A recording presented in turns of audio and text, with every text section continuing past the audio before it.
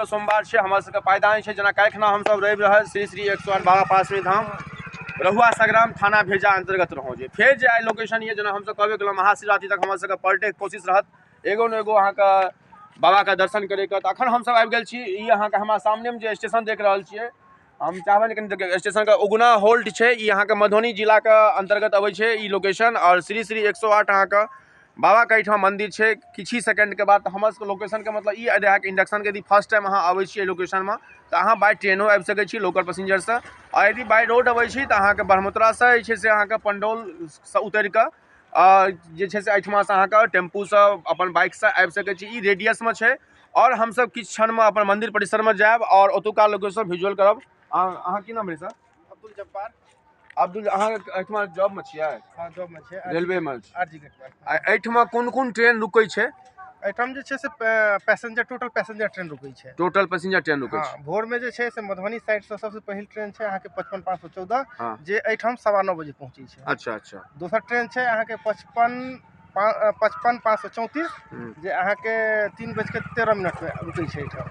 और शाम में छै अहाँके 55-536 जे अहाँके 5:35 में रुकै छै। तो देखिए लो धन्यवाद। तो हमारे सबके मिथिला समाचार के टीम और हिंदी के टीम स्तुति न्यूज और साधना के संगे हम सब जे छै से आबि गेल छी दुनू रिपोर्टिंग है हमारे सबके मंदिर के प्रांगण से। तो ई जे लोकेशन हमारे सबके रुके के मकसद है यदि अहाँ ट्रेन से अबै छी बाहर से मधुबनी से अबै छी जयनगर से अबै छी या सकरी दिसन से अबै छी तो अहाँके पैसेंजर ट्रेन अहाँके होल्ड छै एहिठमा रुक सकै छी एहिठमा से अहाँके पैदल अहाँके मंदिर परिसर जा सकै छी कियाकि आवे वाला महीना शिवरात्रि के महीना छै आवे वाला इलेक्शन के साल छै तो बहुत सारा लोकेशन एहन छै हमरा सबके मिसिंग रहा तो हमरा सबके कर्तव्य बनैए कि 2 महीना 3 महीना हम सब आबैत रही एहिठमा बाबा के दर्शन में। ठीक छै हम सब फिर भेटै छी अहाँके मंदिर के प्रांगण से। Thank you.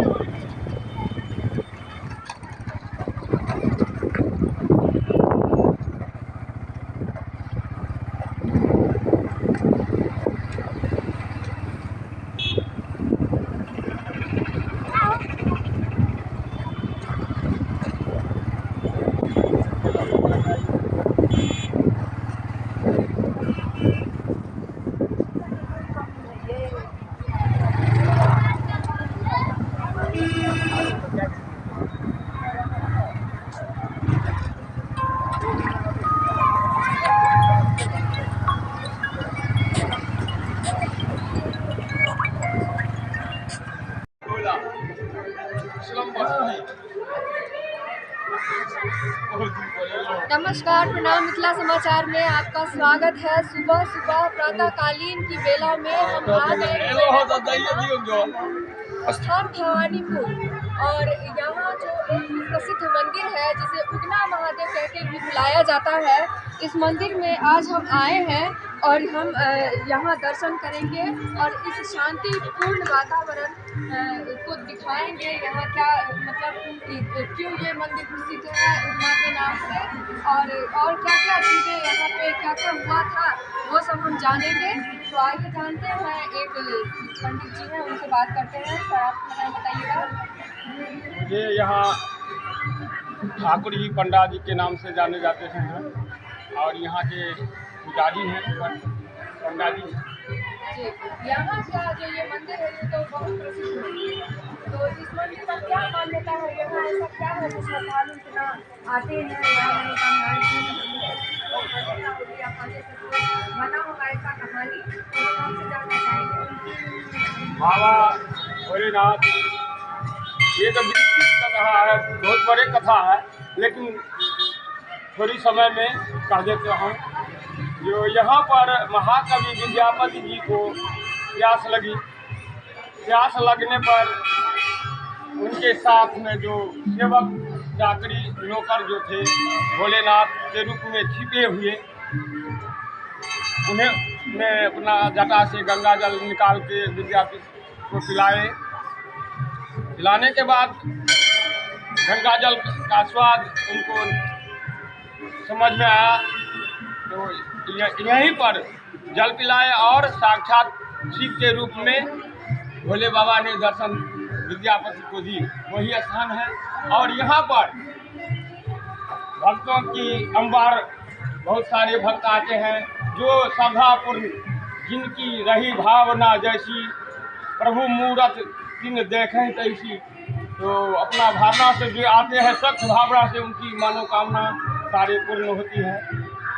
तो बोला ये भी कहा जाता है कि उगना जो थे वो शिव जी के भक्त थे और वो शिव जी का ही एक अवतार थे, ऐसा भी बोला जाता है। मैंने ऐसा कहानियों में पूरा मतलब जो एक होते हैं कि बड़े बूढ़ों से सुना हुआ है मैंने इस तरह से। और विद्यापति जो थे, विद्यापति की ही सेवा में वो रहते थे, विद्यापति जी के सेवा में उगना रहते थे। और उनकी भक्ति इतनी थी और उनकी रचना और स्वरवध करके सुनाते थे भोले बाबा को, तो कैलाश हिलने लगता था। वहीं पर नृत्य करने लगते थे भोले बाबा। इसी भाव के भक्त के वश में भगवान है। तो भक्त को देखने के लिए उनकी इच्छा जगी और मृत भुवन में 20 ग्राम में भोलेनाथ अपना रूप बदल के आए और विद्यापति जी के यहाँ चाकरी करने। जैसा कि तथाकथित कथा इन्होंने कहा है और ऐसा मैंने भी सुना हुआ है कि उगना जो थे वो बहुत बड़े भक्त थे और बहुत बड़े भक्त थे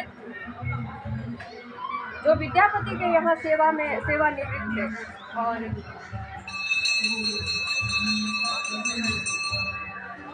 हाँ जी तो ये जो कथा है ये हमने इनसे सुनी है। और ये भी कहा जाता है कि उगना जो थे वो इतने ज़्यादा अपने जो उनके जो जिनके लिए वो सेवा कर रहे थे वो इतने ज़्यादा उनसे वो समर्पित थे कि वो जगह छोड़ना नहीं चाहते थे। और उनकी पत्नी जो थी इन सब बातों से जलनशील होती थी और उनकी पत्नी ने उनसे पूछा कि क्या, जबकि वो विद्यापति जानते थे ये उगना जो है ये कोई असाधारण व्यक्ति नहीं है, ये महादेव ही है। लेकिन उनकी पत्नी और उन्होंने ये भी कहा था उगना ने कि जिस दिन आप ये बात बोल दीजिएगा मैं उसी दिन विलीन हो जाऊंगा। और जब उनकी पत्नी जिद करने लगी कि क्या ऐसी क्या बात है जो आप उन्हें नहीं छोड़ रहे हैं, आप इतना प्रेम करते हैं, मुझसे भी ज़्यादा आप उनसे प्रेम करते हैं। और इस तरह से जब उन्हें बार बार उन्होंने हट किया, जानने की कोशिश की, तब उन्होंने बता दिया और उसी समय उगना जी विलीन हो गए। और उनका ये मंदिर जो आप देख रहे हैं वो प्रतिष्ठापित है उसी समय से। और यहाँ लाखों भक्त और श्रद्धालु आते हैं और अपनी मनोकामनाएं पूर्ण करते हैं। इसी के साथ मैं साधना इसको नमस्कार करती हूँ आपको। आप भी ज़रूर आइएगा, यहाँ दर्शन कीजिएगा। नमस्कार।